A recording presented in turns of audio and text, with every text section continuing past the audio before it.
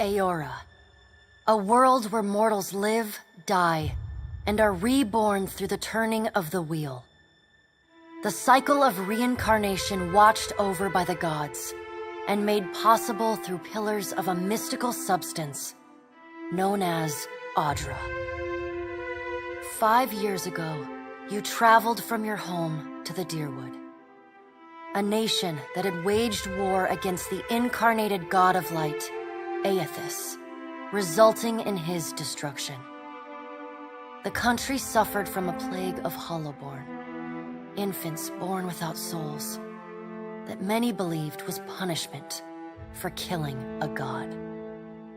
In an ancient, secluded ruin, you witnessed a secret ritual that inadvertently transformed you into a Watcher. One who can see and speak with souls. The ritual also gave you horrible visions, waking nightmares of a past life that threatened your sanity. To put them to rest, you pursued the man who had led the ritual, a seemingly immortal agent of the gods, known as Theos Ix Arcanon. With divine assistance, you confronted and defeated Theos, ending your visions and resolving the Hollowborn crisis. In so doing, you also learned the great secret that Theos had protected. That the ancient empire of Anguith had transformed themselves into gods. Your visions finally put to rest, you retired to the castle of Cadnua, built atop a massive statue of pure Audra, where you ruled in relative peace and prosperity.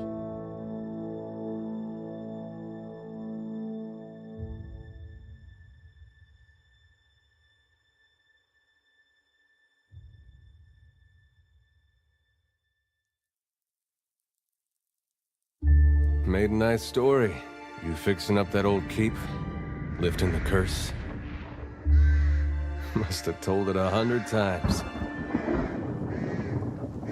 But something got to gnawing at me. Thinking the spirits there weren't really at rest. That maybe the gods weren't finished with us.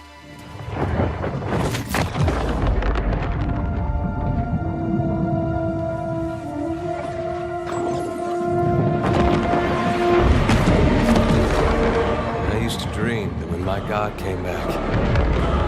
He would forgive us.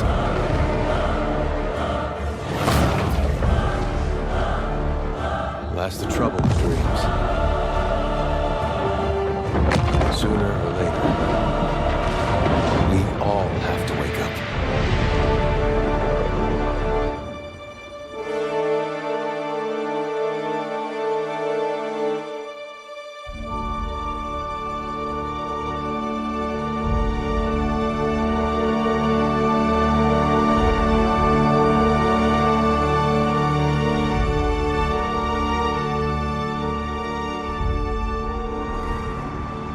And so you wake to a sleepless world, the in-between of life and death. Follow your memories. You have been here before. You have seen past the shroud. You are a Watcher now, and a Watcher you will stay. A Watcher sees souls, knows their pasts, and the souls see them back.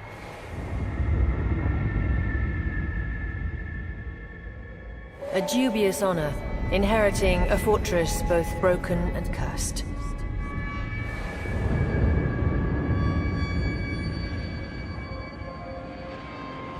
What is a god? A higher power? A rewarder of good deeds and punisher of the wicked?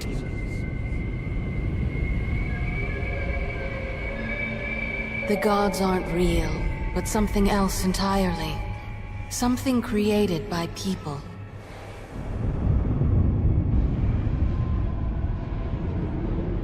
And did you ever consider that these were things you were never meant to understand? that their comprehension is beyond you?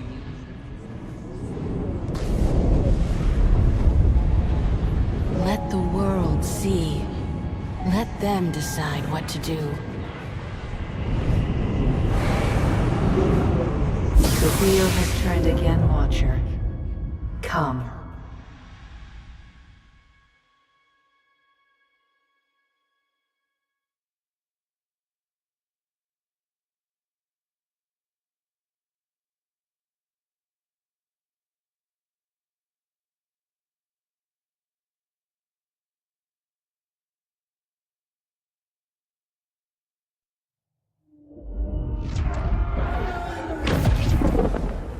An aged dwarf shares this strange floating platform with you. His face is creased by so many wrinkles that his features lie buried amid shadowy pockets of skin. Still, the dwarf's well-practiced habits have left telltale tracks of a welcoming rictus across his visage. You can see his smile coming before it blooms, reshaping the dwarf's face from a hanging sack of flesh into something resembling an oddly carved, merry gourd, replete with unhealthy bumps and discolored splotches.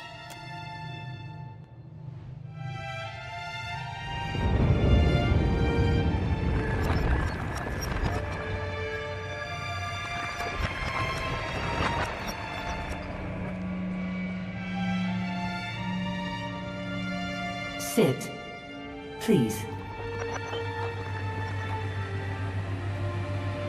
Thank you for joining us, Watcher of Cadnua. The gaunt woman seated at the table is clad in time-worn black armor that seems too massive for her to move in.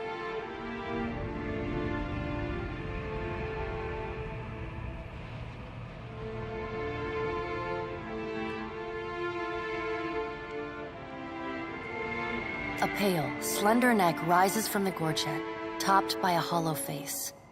The milky skin stretched across it is delicate and translucent, like parchment that has been scraped clean too many times. She's preoccupied with the arrangement of cards on the table between you. With each movement, her armor squeaks and groans as though bearing an incredible weight. She places a final card, gives a nod of satisfaction, and raises her eyes to meet yours. Your brush with the divine has drained you of your powers, fractured your memories. Look upon these cards. They represent the courses of your life. You alone know best how they flowed. Arrange them to fit what you remember.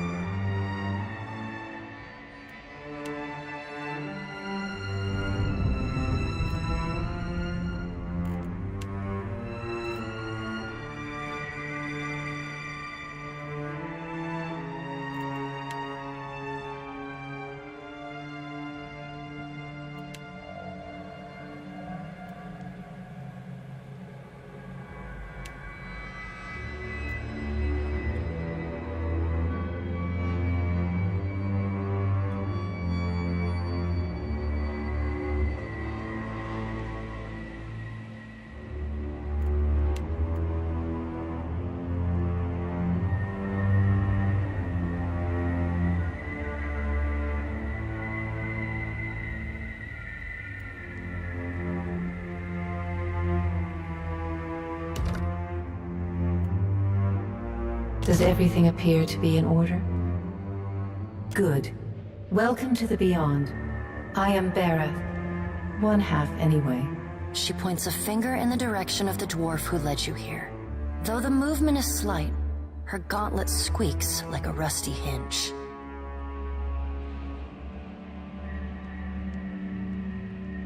The dwarf's rictus returns as he nods in the woman's direction. The gods offered you boons in exchange for resolving the Hollowborn crisis. What did you do with the souls? Tell me, do you remember when we last met? You did. She places a card on the table, showing a tall tower with the gods' constellations arrayed around it in the sky. She places a card in the middle of the arrangement, a bell tower with no bell. Her fingertips slowly drag away from the card, faintly creaking as they retreat across the table. You had need of the gods once before. Now it seems we have need of you.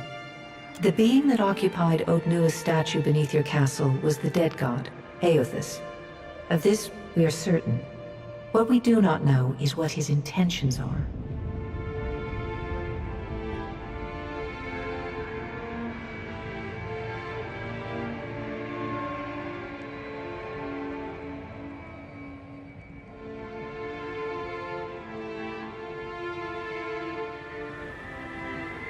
Though Aothus stole a large fragment of your soul, you were strong enough to survive the onslaught and enter the in-between.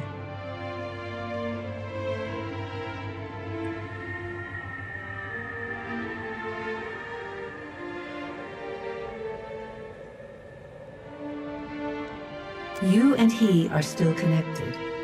He has chosen a body made of living Audra, perfused with the power of thousands of souls, including yours. It should be little difficulty for an experienced watcher to find him. No, but neither is your body truly alive. Your lungs draw breath, your heart pumps blood, but your flesh is as soulless as a hollowborn. That is, until I return you. She delicately places a card upright on the table. The art depicts souls flowing out of a pillar of Audra. I know. It is my business to know. 322 in Cadnua and your surrounding lands. Their souls remain in Aothus still. You have the power to save them. Serve me and I will return you to your body. Or don't, and return to the wheel. Good. Before you return to Aora as my herald, you must remember who you were. The last whisper of life and death. For a moment, the sockets of her eyes darken, leaving the pits of a death's head gazing out at you. When you can picture your own face, the Beyond will lead you back to your own kind, to the world of mortals.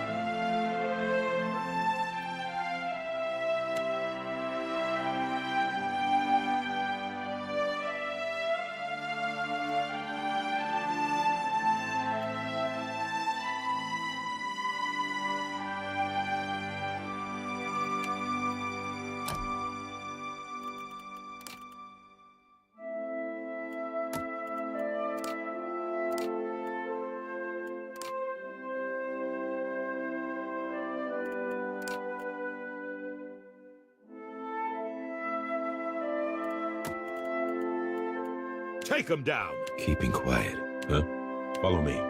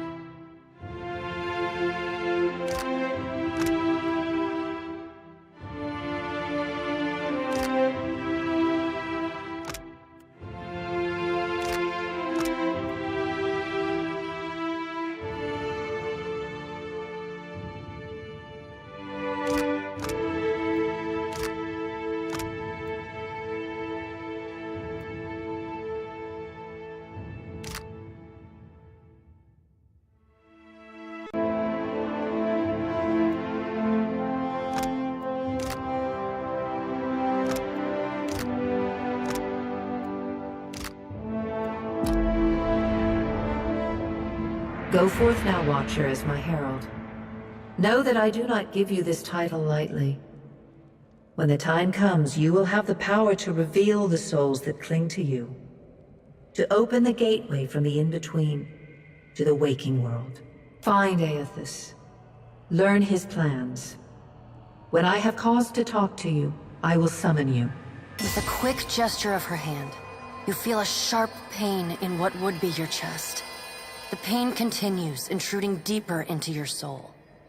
Looking down, you see a small lump of darkness roiling within you. The darkness lingers there, but the pain abates and fades entirely within the span of a few seconds. A chime. Do not fear, Herald. It will not harm you unless you choose to cross me. I trust it will not come to that.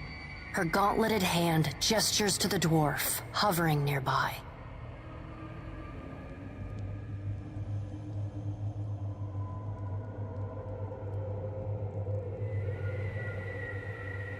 The dwarf nods, contorts his face with his odd smile, and gestures to a new door.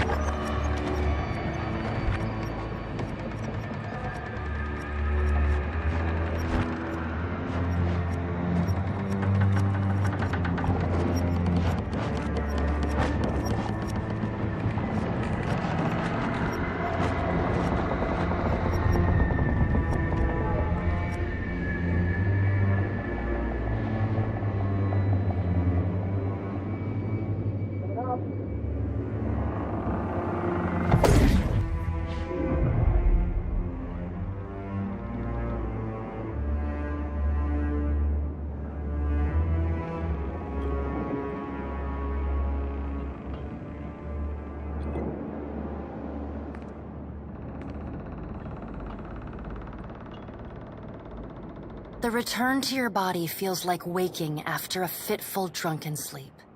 The rocking of the ship sends pain jolting through your limbs. Crashing waves hammer inside your skull. Adair watches over your body with a glazed look, taking long, even tokes from his pipe. At the first movement of your chest, he starts. His gasp, mid-puff, sends him coughing and straining for breath. No, there's no way. You're awake. What are you doing awake? How are you feeling? Alive's a big improvement. I hate to cast a pall over your recovery, but I'm afraid I have some bad news for you. The voice echoes from inside the bust. The remains of the steward of Cad Nua. Cad Nua has been destroyed. Aethys possessed the statue of Maros Nua and rose from the ground, consuming the souls of all nearby.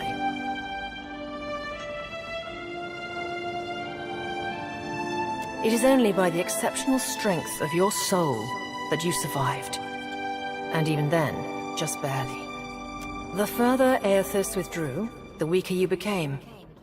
We chartered this ship and followed him to the Deadfire Archipelago.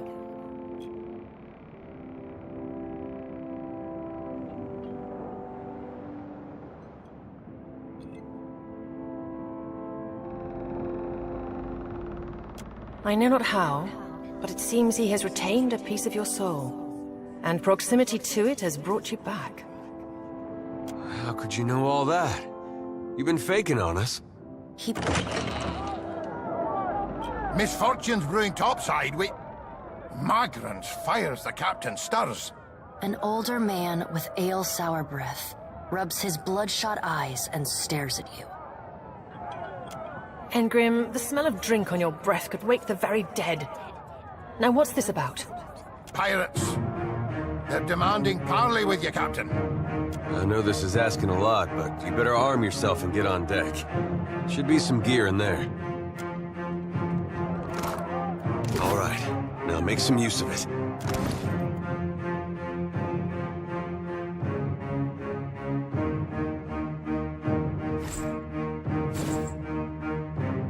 The pirates of Deadfire are notorious. I suggest you deal with them quickly.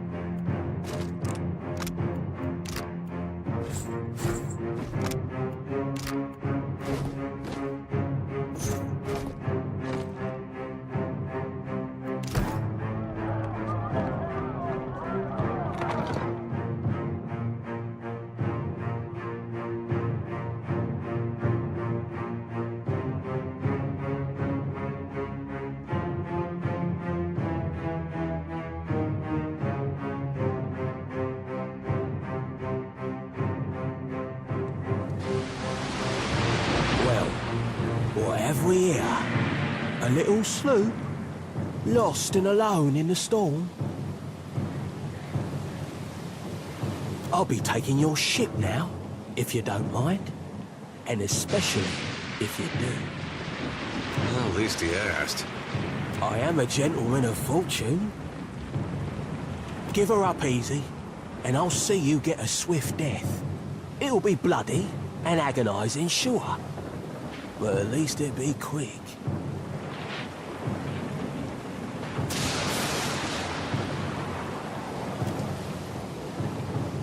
Always like that one.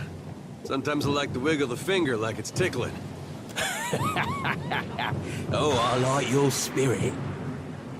But that won't spare you none. Listen up, mates.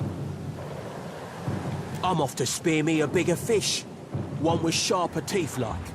I'm trusting you lot not to cock this up. Don't damage the sloop when you take it. Play with the crew if you'd like, but don't bring me any prisoners. None that are alive. You heard, Bedwith!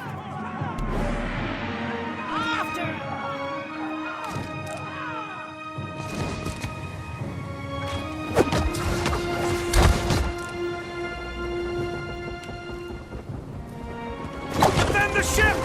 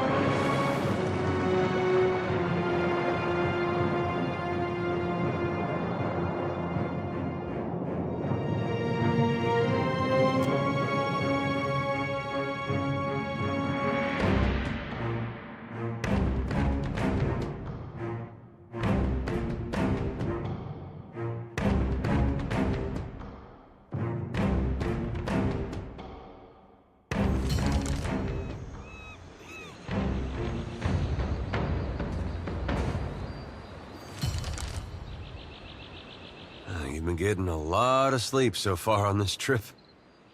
I'd have woke you, but you look so peaceful with your face in the sand. If you're worried about the ship, you can stop worrying.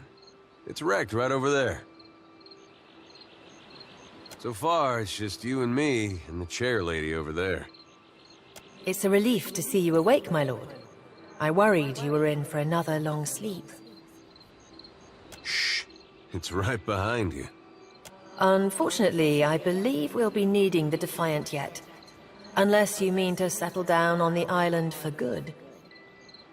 Oh, there's a thought. I'm afraid I won't be much assistance in that regard. And not to doubt Master Adair's capacity, but even he would need supplies. That's true. Steak, especially. Patching the hull is only the start. You're going to need help getting the Defiant out to sea again. And a crew, for that matter. Let's see about the other survivors. And somehow we gotta get the ship repaired. I don't want to be paddling out of here on a salvage raft. For now, I'd say your best bet is to find some sign of civilization. If nothing else, we may be able to hire on a shipwright. My lord, if it is not too taxing, could you explain how it came to pass that you were returned to us? Could be they're just not dumb enough to get in Aethys' way up here. A perilous endeavor indeed. Castle or no castle, you are still my lord, and I will aid you to the best of my ability. Well, I suppose we better get a move on.